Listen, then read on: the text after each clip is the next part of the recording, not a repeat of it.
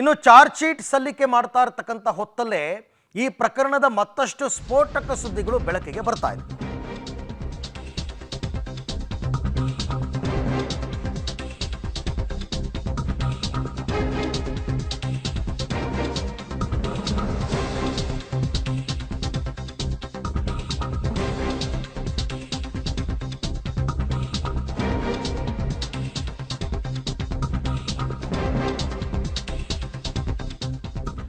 So Darshan and ಗ್ಯಾಂಗ್ನಿಂದ Renukaswamy ಕೊಲೆ ಪ್ರಕರಣದಲ್ಲಿ ಮತ್ತಷ್ಟು ಮಾಹಿತಿ ಹೊರಗೆ ಬಂದಿದೆ.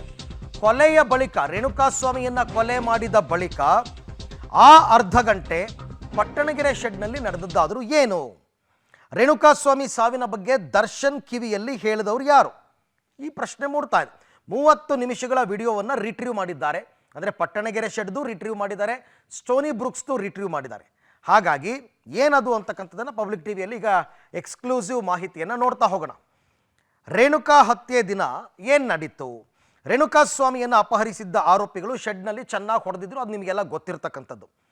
ಹಲ್ಲೆಯ ಬಳಿಕ ಸ್ಟೋನಿ ಬ್ರೂಕ್ ಪಬ್ಗೆ ಹೋಗಿದ್ದ ನಟ ದರ್ಶನ್. ಅಂದರೆ ಇದೆಲ್ಲ ಹಲ್ಲೆಗಿಲ್ಲ ಆದಮೇಲೆ ಆ ಪಟ್ಟಣಗೆರೆ ಶೆಡ್ಡಿಂದ ಡೈರೆಕ್ಟಾಗಿ ಸ್ಟೋನಿ ಬ್ರೂಕ್ ಪಬ್ಗೆ ನಟ ದರ್ಶನ್ ಹೋಗ್ತಾರೆ. ಆ ಹೋದ 1 ಗಂಟೆಯ ನಂತರದಲ್ಲಿ ಶೆಡ್ನಲ್ಲಿ ರೇಣುಕಾಸ್ವಾಮಿ ಸಾವನ್ನಪ್ಪಿದ್ರು. ಅಂದರೆ ದರ್ಶನ್ ಅಲ್ಲಿಂದ ಹೋದ ಮೇಲೆ ಸಾವನ್ನಪ್ಪಿದ್ರು. ಈ ವೇಳೆ ತೀವ್ರ ಆತಂಕಕ್ಕೆ ಒಳಗಾಗಿದ್ದರು ಶೆಡ್ನಲ್ಲಿದ್ದಂತಹ ಗ್ಯಾಂಗ್. ಆ ಪವನ್ ಅಂಡ್ ಟೀಮ್ ಎಲ್ಲ ಇದ್ರಲ್ಲ, ಅವರೆಲ್ಲ ರೇಣುಕಾಸ್ವಾಮಿ ಬದುಕಿದಾನ ಪ್ರಜ್ಞೆ ತಪ್ಪಿದಾನ ಅಂತ ಪರೀಕ್ಷೆ ಮಾಡಿದ್ದಾರೆ ದೇಹವನ್ನು. ಕೊನೆಗೆ ಸಾವನ್ನಪ್ಪಿರೋದನ್ನು ಖಚಿತಪಡಿಸ್ಕೊಂಡಿದ್ದಾರೆ ಆರೋಪಿಗಳು. ಅದೇ ಆ ಮೆಗ್ಗಾರ್ ತಗೊಂಬಂದು ಏನೋ ಕರೆಂಟ್ ಶಾಕ್ ಕೊಟ್ಟು ಏಳಿಸೋ ಪ್ರಯತ್ನ ಮಾಡಿದ್ರು ಅಂದ್ರಲ್ಲ, ಆವಾಗ ಅವನು ಹೇಳ್ದೇ ಇದ್ದಾಗ ಅವನು ಸಾವನ್ನಪ್ಪಿದ್ದಾನೆ ಅಂತ ಕನ್ಫರ್ಮ್ ಆಗುತ್ತೆ. ಬಳಿಕ ದರ್ಶನ್ಗೆ ಏನು ಹೇಳೋದು ಅಂತ ಶೆಡ್ನಲ್ಲೇ ಎಲ್ಲ ಚರ್ಚೆ ಮಾಡಿದ್ದಾರೆ. ಯಾಕೆಂದರೆ ದರ್ಶನ್ ಕೊಲೆ ಮಾಡಿ ಅಂತ ಏನು ಹೇಳ್ಬಿಟ್ಟು ಹೋಗಿರಲ್ಲ. ಸೊ ವಿಚಾರವನ್ನು ಹೇಳೋದಕ್ಕೆ ಸ್ಟೋನಿ ಬ್ರೂಕ್ ಪಬ್ಗೆ ಆರೋಪಿ ಪವನ್ ಹೋಗ್ತಾನೆ. ಅದು ಕೂಡ ರಿಟ್ರೀವ್ ಆಗಿದೆ. ಪಬ್ನಲ್ಲಿ ದರ್ಶನ್ ಜೊತೆ ಪಾರ್ಟಿ ಮಾಡ್ತಾ ಇದ್ರು ನಟರು ಮತ್ತು ಆಪ್ತರು, ಈ ಚಿಕ್ಕಣ್ಣ ಅವರೆಲ್ಲ ಅಲ್ಲೇ ಇದ್ರು ಅಂತ.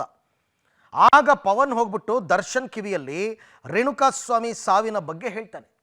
ಅಣ್ಣ ಹಿಂಗಾಗ್ಬಿಡ್ತು, ನೀವು ಈ ಕಡೆಗೆ ಬಂದ್ರಿ, ಆ ಕಡೆ ಒಂದು ಸತ್ತೋಗ್ಬಿಟ್ಟ. ರೇಣುಕಾಸ್ವಾಮಿ ಸಾವಿನ ಸುದ್ದಿಯನ್ನು ಕೇಳಿ ಫುಲ್ ಶಾಕ್ಗೆ ಒಳಗಾಗಿದ್ದಾರೆ ದರ್ಶನ್. ಎಲ್ಲಿದ್ದರು ಅವಾಗ? Stony Brook ಪಬ್ನಲ್ಲಿದ್ದರು.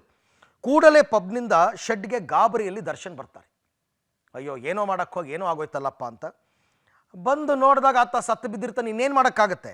ಶವವನ್ನು ಎಸೆಯೋದು ಹೇಗೆ ಅಂತೆಲ್ಲ ಶೆಡ್ನಲ್ಲಿ ಕೂತ್ಕೊಂಡು ಚರ್ಚೆ ಮಾಡಿ ಆಮೇಲೆ ಪ್ಲ್ಯಾನ್ ಮಾಡಿ, ಈಗ ತುಮಕೂರು ಜೈಲಲ್ಲಿದ್ದಾರಲ್ಲ 4 ಜನ, ಕಾರ್ತಿ ಎಲಿಯಾಸ್ ಕಪ್ಪೆ ಅವರೆಲ್ಲ ಸೇರಿಕೊಂಡು ಇವ್ರಿಗೆ ಅಂದರೆ ಜವಾಬ್ದಾರಿ ವಹಿಸ್ತಾರೆ ಇವ್ರುಗಳಿಗೆ. ನೀವು ಹೋಗ್ಬಿಟ್ಟು ಶವವನ್ನು ಡಿಸ್ಪೋಸ್ ಮಾಡಿ ಅಂತ ಹೇಳ್ತಾರೆ. ಅದಕ್ಕೆ ಅಂತ ದುಡ್ಡು ಗಿಡ್ಡು ಎಲ್ಲ ಮಾತಾಡಿಕೊಂಡು 30 ಲಕ್ಷ ಕೊಟ್ಟು ಎಲ್ಲ ಆಗುತ್ತೆ. ಅವರು ಸುಮ್ನಳ್ಳಿ ಬ್ರಿಡ್ಜ್ ಹತ್ರ ರಾಜಕಾಲುವೆಗೆ ಬಂದು ರಾಜಕಾಲುವೆಗೆ ಬಟ್ಟೆ ಬಿಸಾಕಿದ್ದಾರೆ. ಆ ರಾಜಕಾಲುವೆ ದಡದಲ್ಲಿ ಬಾಡಿ ಬಿಸಾಕಿದ್ದಾರೆ. ರಾಜಕಾಲುವೆಗೆ ಎಸೆದಿದ್ದರೆ ಅದು ಕೇಸ್ ಇನ್ನೇನೇನೋ ಆಗೋಗ್ತಾ ಇತ್ತು. ಸುಮಾರು ಜನರ ಹೆಸರೇ ಬರ್ತಿರಲಿಲ್ಲ ಇಲ್ಲಿ.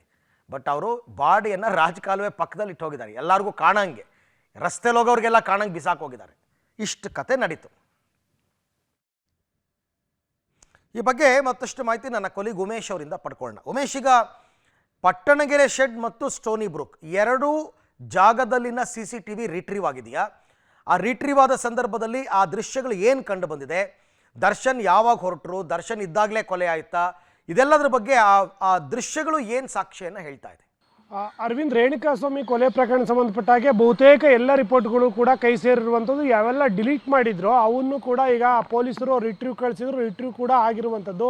ಇದರ ನಡುವೆಯಲ್ಲಿ ತನಿಖೆ ನಡೆಸ್ತಾ ಇರುವಂಥ ವೇಳೆಯಲ್ಲಿ ಒಂದೊಂದೇ ಬೇರೆ ಬೇರೆ ವಿಚಾರಗಳು ಗೊತ್ತಾಗ್ತಾ ಇರುವಂಥದ್ದು. ಅದರಲ್ಲಿ ಪ್ರಮುಖವಾಗಿ ರೇಣುಕಾಸ್ವಾಮಿ ಕೊಲೆಯಾದ ದಿವಸದಂದು ಏನೆಲ್ಲ ಆಯಿತು ಅರ್ಧ ಗಂಟೆಗಳ ಕಾಲ ಅನ್ನೋ ವಿಚಾರ ಕೂಡ ಗೊತ್ತಾಗಿರುವಂಥದ್ದು. ರೇಣುಕಾಸ್ವಾಮಿಯನ್ನು ಕಿಡ್ನಾಪ್ ಮಾಡಿ ಶೆಡ್ಗೆ ಕರ್ಕೊಂಬಂದಂಥ ಆರೋಪಿಗಳು ನಟ ದರ್ಶನ್ ಸೇರಿದಂತೆ ಎಲ್ಲರೂ ಕೂಡ ಆತನ ಮೇಲೆ ಹಿಗ್ಗಾಮುಗ್ಗಾ ಹಲ್ಲೆ ಮಾಡುವ ನಂತರದಲ್ಲಿ ಅಲ್ಲಿಂದ ನಟ ದರ್ಶನ್ ಹೊರಟು ಸ್ಟೋನಿ ಬ್ರೂಕ್ ಪಬ್ಗೆ ಹೋಗ್ತಾರೆ. ಪಬ್ಗೆ ಹೋದ ಕೇವಲ 1 ಗಂಟೆಗಳ ಅಂತರದಲ್ಲಿ ಇಲ್ಲಿ ಶೆಡ್ನಲ್ಲಿ ರೇಣುಕಾಸ್ವಾಮಿ ಸಾವನ್ನಪ್ತಾನೆ. ಆ ಸಂದರ್ಭದಲ್ಲಿ ಗಾಬರಿಯಾದಂಥ ಇತರೆ ಆರೋಪಿಗಳೇನಿದ್ರು ಆತ ನಿಜಕ್ಕೂ ಸಾವನ್ನಪ್ಪಿದಾನ ಅಥವಾ ಪ್ರಜ್ಞೆ ತಪ್ಪಿದಾನ ಅಂತ ಸುಮಾರು ಅರ್ಧ ಗಂಟೆಗಳ ಕಾಲ ಆತನನ್ನು ಎಬ್ಬಿಸುವಂಥ ಪ್ರಯತ್ನ ಮಾಡ್ತಾರೆ. ಆದರೂ ಕೂಡ ಆತ ಖಚಿತವಾಗಿ ಸಾವನ್ನಪ್ಪಿದ್ದಾನೆ ಅನ್ನೋ ಮಾಹಿತಿ ತಿಳ್ಕೊಂಡಂಥ ಆರೋಪಿಗಳು, ಅದರಲ್ಲಿ ಪ್ರಮುಖವಾಗಿ ಪವನ್ ಏನಿದ್ದ, ಪವನ್ನು ಅಲ್ಲೇ ಡಿಸ್ಕಷನ್ ಮಾಡ್ತಾನೆ. ನೇರವಾಗಿ ಫೋನ್ ಮಾಡಿದ್ರೆ ಹಳೆ ಪೊಲೀಸರು ಇನ್ವೆಸ್ಟಿಗೇಷನ್ ವೇಳೆಯಲ್ಲಿ ಸಿಕ್ಕಾಕೊಳ್ಳುವ ಭಯ ಇರುತ್ತೆ. ಹಾಗಾಗಿ ನಾನೇ ನೇರವಾಗಿ ಹೋಗಿ ಹೇಳ್ಬಿಟ್ಟು ಸುದ್ದಿ ಹೇಳ್ತೀನಿ ಅಂತೇಳಿ ಅಲ್ಲಿಂದ ನಟ ಅವನು ಪವನ್ ಏನಿದೆ ಆರೋಪಿ, ಅಲ್ಲಿಂದ ನೇರವಾಗಿ ಸ್ಟೋನಿ ಬ್ರೂಕ್ ಪಬ್ಗೆ ಹೋಗ್ತಾರೆ.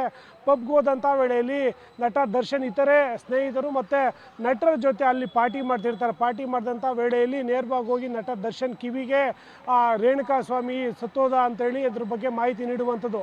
ಆ ಸಂದರ್ಭದಲ್ಲಿ ನಟ ದರ್ಶನ್ ಕೂಡ ಫುಲ್ ಶಾಕ್ಗೆ ಒಳಗಾಗ್ತಾರೆ. ಆ ನಂತರದಲ್ಲಿ ಇತರೆ ಏನು ಆಪ್ತರಿರ್ತಾರೆ ಅವರಿಗೆ ನೀವು ಊಟ ಮಾಡ್ತಾಯಿರಿ ಬರ್ತೀನಿ ಅಂತೇಳಿ ಅಲ್ಲಿಂದ ನೇರವಾಗಿ ಶೆಡ್ಗೆ ಬರುವಂಥದ್ದು. ಶೆಡ್ಗೆ ಬಂದಂಥ ನಂತರದಲ್ಲಿ ಏನಾಯಿತು, ಯಾಕೆ ಸತ್ತೋದ ಅನ್ನೋದ್ರ ಬಗ್ಗೆ ಸುಮಾರು ಅರ್ಧ ಗಂಟೆಗಳ ಕಾಲ ಚರ್ಚೆ ಮಾಡ್ತಾರೆ. ಚರ್ಚೆ ಮಾಡಿದ ನಂತರದಲ್ಲಿ ಬಾಡಿನ ಯಾವ ರೀತಿ ಬಿಸಾಕಬೇಕು ಮತ್ತು ಬಟ್ಟೆಯಲ್ಲಿ ಬಿಸಾಕಬೇಕು, ಯಾರೆಲ್ಲ ಈ ಪ್ರಕರಣದಲ್ಲಿ ಇನ್ ಕೇಸ್ ಹೊರಗಡೆ ಬಂದರೆ ಏನು ಹೇಳಬೇಕು ಅನ್ನೋದ್ರ ಬಗ್ಗೆ ಸುಮಾರು ಅರ್ಧ ಗಂಟೆಗಳ ಕಾಲ ಚರ್ಚೆ ಮಾಡಿ ನಂತರದಲ್ಲಿ ನಟ ದರ್ಶನ್ ಅಲ್ಲಿಂದ ಹೊರಟು ಹೋದ್ಮೇಲೆ ಪ್ರದೋಷ್ ವಿನಯ್ ಸೇರಿದಂತೆ ಇತರೆ ಆರೋಪಿಗಳೇನಿದ್ರು ಅವರು ಪ್ಲ್ಯಾನ್ ಅಂತೆ ಅವತ್ತು ರಾತ್ರಿ ಅಂದರೆ ಅವತ್ತು ಶನಿವಾರ ರಾತ್ರಿ ಬಾಡಿನ ಬಿಸಾಕಕ್ಕೆ ಹೋಗಿ ಸುಮ್ನಹಳ್ಳಿ ಜಂಕ್ಷನ್ ಹತ್ರ ಬಾಡಿ ಬಿಸಾಕಿ ಬಂದಿರುವಂಥದ್ದು. ಈ ಪ್ರಕರಣ ಸಂಬಂಧಪಟ್ಟ ಹಾಗೆ CCTV ಅಂದರೆ ಶೆಡ್ನ CCTV ಮತ್ತು ಆ ಸ್ಟೋನಿ ಬುಕ್ನ CCTV ಎಲ್ಲವನ್ನೂ ಕೂಡ ಪರಿಶೀಲನೆ ಮಾಡಿದಂಥ ವೇಳೆಯಲ್ಲಿ ಇವರು ಹೇಳಿದ ವಿಚಾರಣೆಗೆ ಹೇಳಿದ ಬೆಳಕಿಗೆ ಬಂದಿರೋಂಥ ವಿಚಾರ ಮತ್ತು ಅಲ್ಲಿನ CCTV ಎರಡೂ ಕೂಡ ಮ್ಯಾಚ್ ಆಗಿರುವಂಥದ್ದು ಈಗ ಪೊಲೀಸರ ತನಿಖೆಯಲ್ಲಿ ಗೊತ್ತಾಗ್ತಾ ಇರುವಂಥದ್ದು. ಅರವಿಂದ್. ರೈಟ್, ಥ್ಯಾಂಕ್ ಯು ತಮ್ಮ ಎಲ್ಲ ಮಾಹಿತಿಗೆ ಉಮೇಶ್, ಧನ್ಯವಾದ.